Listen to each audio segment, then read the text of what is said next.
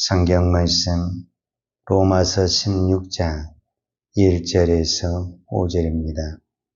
내가 갱그리아 교회의 일꾼으로 있는 우리 자매 베베를 너에게 추천하노니 너희는 주 안에서 성도들의 합당한 예절로 그를 영접하고 무엇이든지 그에게 소용되는 바를 도와줄지니 이는 그가 여러 사람과 나의 보호자가 되었습니다.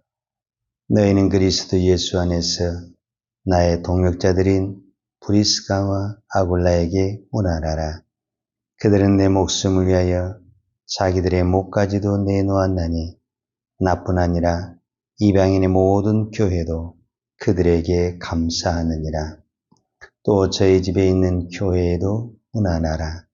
내가 사랑하는 에베네도에게 문안하라. 그는 아시아에서 그리스도께 처음 맺는 열매니라. 아멘. 로마 교회는 사도 바울이 개척한 교회가 아닙니다. 그리고 우리가 어제 본문에서도 본 것처럼 사도 바울은 이 로마 교회를 여러 번 가고 싶었으나 한 번도 가본 적이 없습니다. 그런데 이 로마서 서신의 마지막 이 16장에 보면 특이한 사항은 사람의 이름이 많이 나옵니다. 누구누구에게 문안하라. 이 16장에 나온 사람의 이름만 약 대충 37명 정도가 됩니다. 그렇다고 한다면 사도 바울이 로마 교회를 개척한 교회도 아니고 또 사도 바울이 로마 교회를 방문한 것도 아닌데 어떻게 그 교회 안에 있는 성도들의 이름을 이렇게 많이 알 수 있는가? 이게 좀 이상하지 않습니까? 오늘 우리가 이 부분을 살펴보도록 하겠습니다. 먼저 16장 1절에 보면 내가 갱그리아 교회의 일꾼으로 있는 우리 자매 베베를 너희에게 추천하노니 그랬어요. 그러니까 사도 바울이 이 로마서를 기록을 했고 이 로마서를 로마 교회에 전달해 준 사람이 누구냐면 갱그리아 교회 베베라는 자매입니다. 근데 여기서는 갱그리아 교회 일꾼으로 있는 우리 자매 베베를 너에게 추천한다 그랬는데 이 일꾼이라는 단어가 우리가 사도행전 6장에 나오면 7 집사가 나오는데 이 7 집사라는 단어와 같은 단어가 일꾼이라는 단어입니다. 그러니까 이 갱그리아 교회는 고린도 교회 옆에 있는 교회인데 이 갱그리아 교회의 대표주를 하고 갱그리아 교회의 지도자적인 역할을 한 사람이 누구냐 했을 때 그 사람이 베베입니다. 그러면은 왜 사도 바울은 그 많은 사람들 중에 베베를 보내느냐라고 말을 했을 때 2절에 그에 대한 설명이 나옵니다. 너희는 주 안에서와 성도들의 합당한 예절로 그를 영접하고 무엇이든지 그에게 소용되는 바를 도와줄지니 이는 그가 여러 사람과 나의 보호자가 되었습니다. 그랬습니다. 이 베베가 주로 하는 일이 어떤 일을 했냐면 또돌이 상인입니다.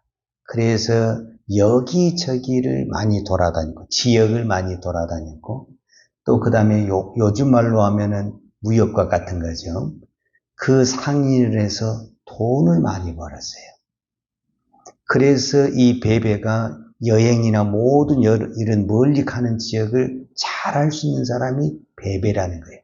그리고 여기서 그가 여러 사람과 나의 보호자가 되었습니다. 그랬는데 여기서 보호자라는 말이 어떤 말이냐 하면은 요즘 우리의 단어로 쓰자면은 후원자입니다. 후원자. 그러니까 사도 바울의 선교의 전폭적인 후원자가 누구냐라고 말을 했을 때 이 베베라는 자매입니다. 그는 장사를 해서 많은 돈을 가졌고 벌었고 이 돈을 여러 교회와 여러 선교사님들에게 후원자적인 역할을 했다는 겁니다. 그래서 이 여자를 이 로마 교회에 추천한다 이렇게 말을 하고 있습니다. 그리고 이제 3절에서 우리가 이제 정답을 찾을 수가 있는데 그 3절이 뭐냐면 너희는 그리스도 예수 안에서 나의 동역자들인 브리스가와 아굴라에게 문안하라 이렇게 나와 있습니다.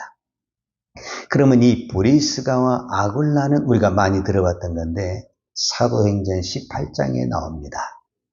그러니까 이 신약에 있는 모든 교회는 어디에서 출발이 되게 되냐면 다 사도행전에서 출발하게 됩니다. 그래서 신약 교회의 역사서를 찾은다면은 사도행전에서 찾아야 됩니다. 사도 바울이 제2차 전도 여행을 할 때 고린도에 갔어요. 고린도에 가서 기도할 처소를 찾다가 누구를 만나게 되냐면 오늘 본문에 나와 있는 이 아글라와 브리스길라 부부를 만나게 됩니다. 그런데 이 아글라와 브리스길라의 직업이 뭐냐면은 천막을 만드는 일을 하는 겁니다. 근데 그때 사도 바울도 천막을 만들 수 있는 기술이 있어가지고 이 두 사람이 동역을 하면서 일도 같이 하고 복음을 같이 전하게 됩니다. 그래서 자연스럽게 브리스길라와 아굴라 집에서 시작한 이 교회가 무슨 교회가 되냐면 나중에 고린도 교회가 되는 것입니다. 그런데 이 고린도 교회에 있는 이 브리스가와 아굴라 부부가 어떻게 로마에 갔냐? 우리가 이 부분을 추적을 해야 되는데 원래 이 아굴라 브리스 이 부부는 유대인이면서 로마에 살았던 사람입니다. 그게 뭐냐면 우리가 이렇게 이해를 하면 됩니다.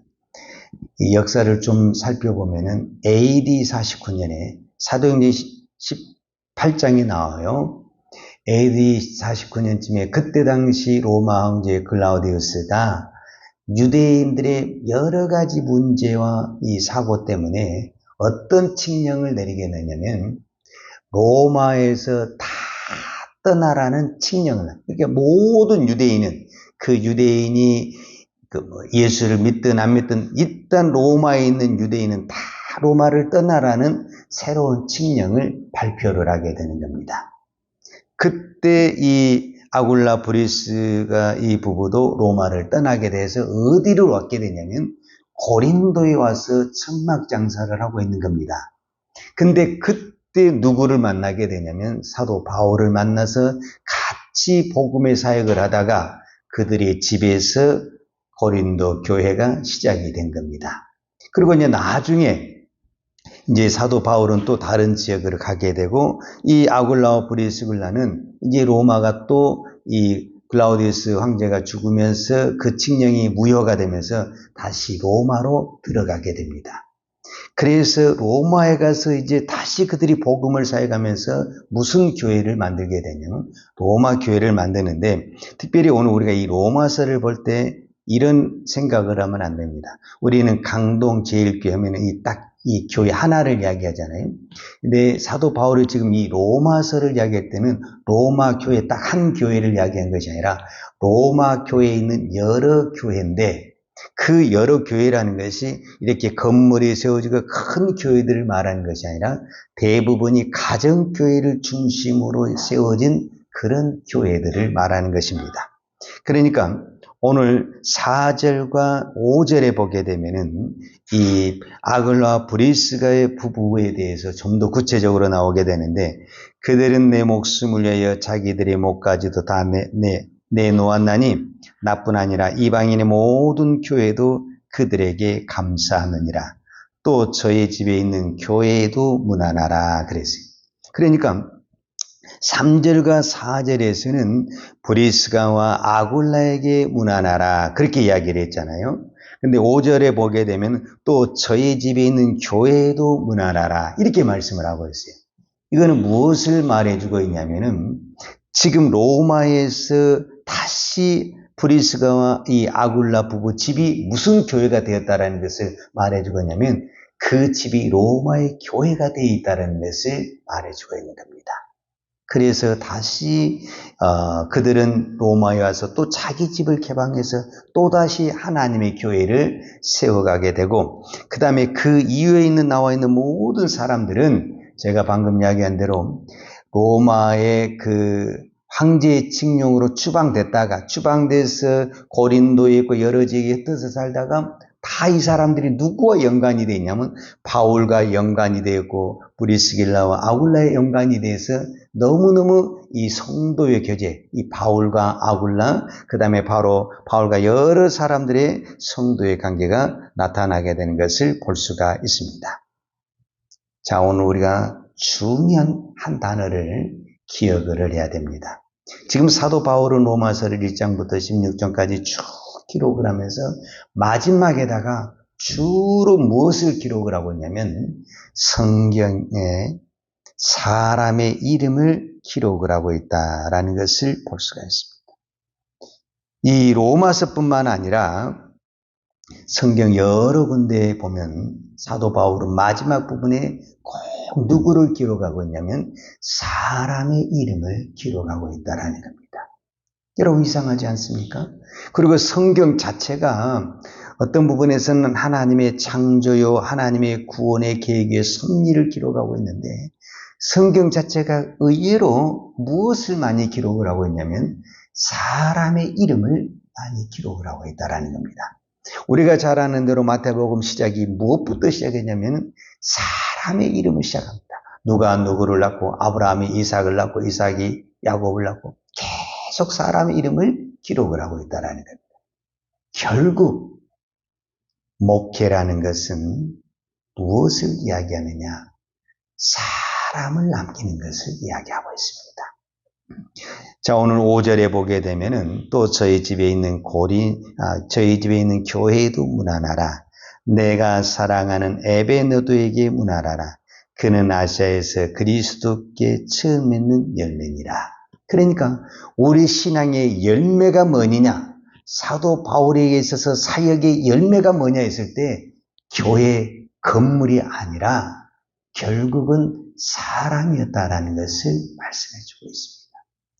여러분, 우리가 천국에 갔을 때 건물을 가지고 가겠습니까? 내가 봉사한 것을 가지고 가겠습니까?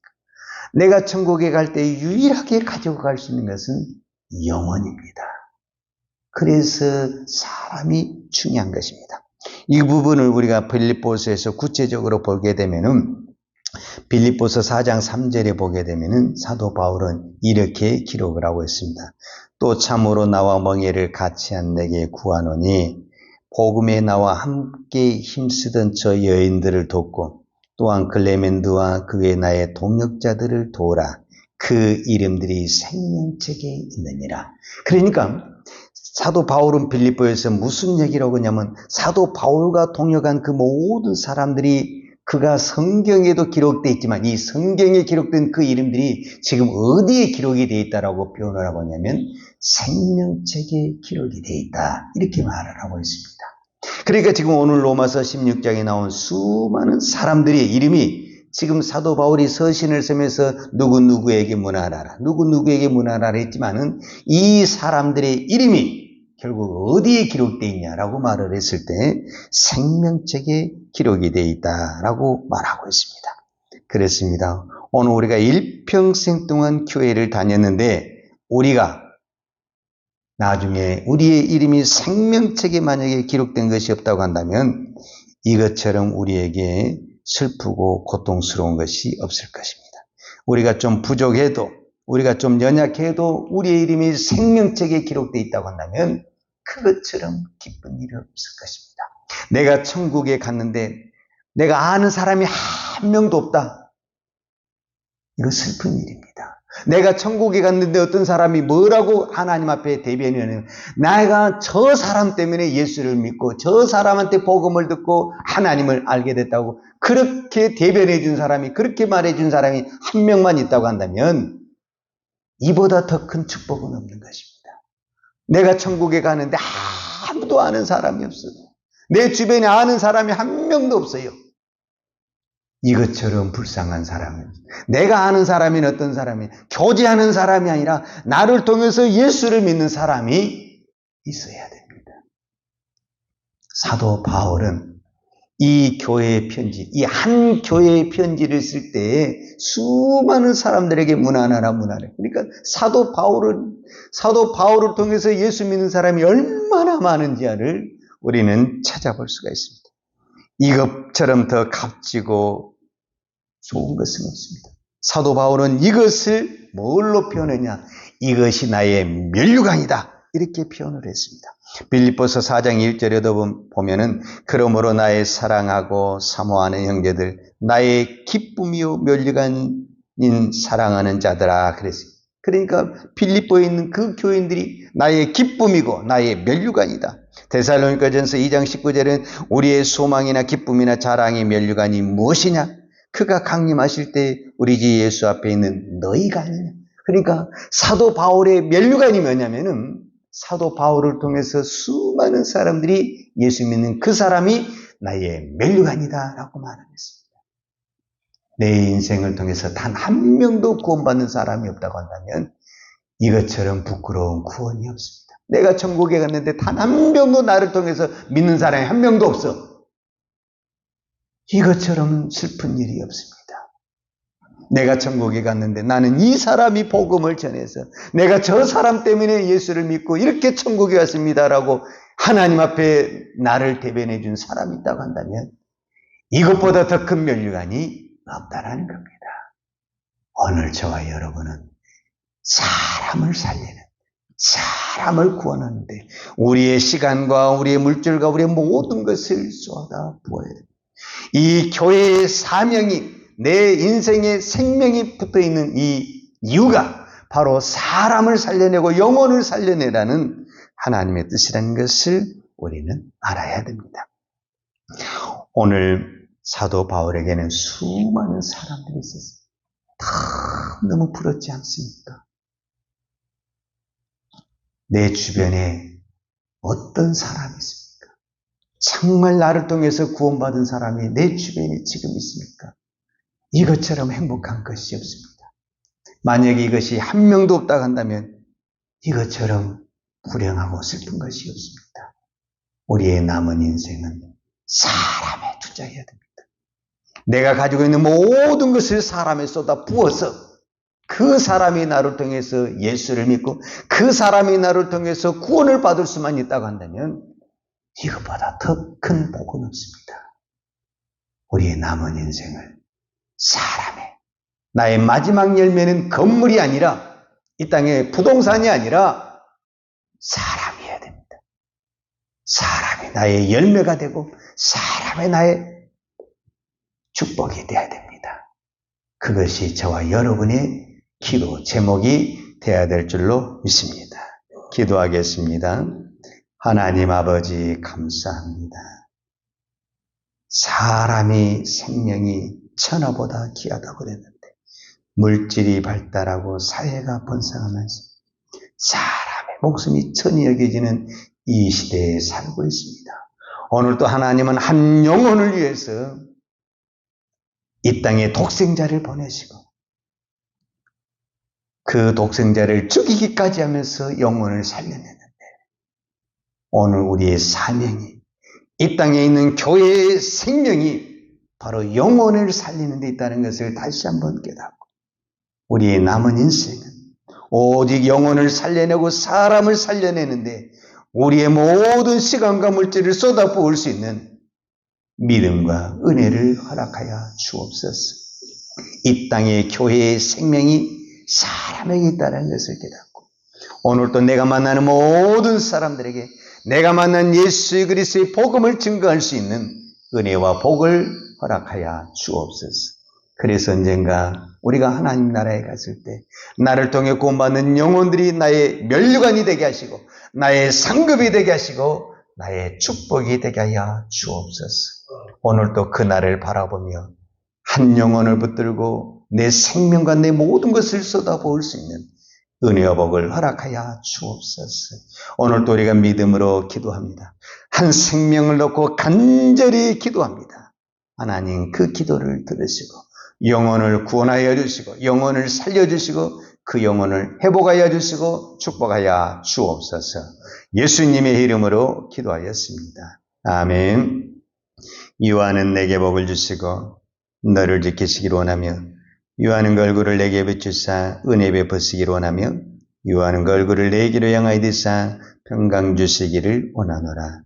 이제는 나 같은 죄인을 위하여 십자가에 돌아가신 우리 주 예수 그리스도의 은혜와 독생자를 보내주신 아버지 하나님의 무한하신 사랑과 성령님의 풍성한 은혜가 오늘 또한 생명을 위하여 나의 모든 목숨을 쏟아붓기를 원하는 사랑하는 죄종들 머리머리 이해와 이 나라의 민족과 한국 교회 위에 온 열방에 이 생명의 복음을 증거하는 선교사님들 이해와 사랑하는 주의 자녀들 머리에 이제로부터 영원토록 함께 있을지어다. 아멘.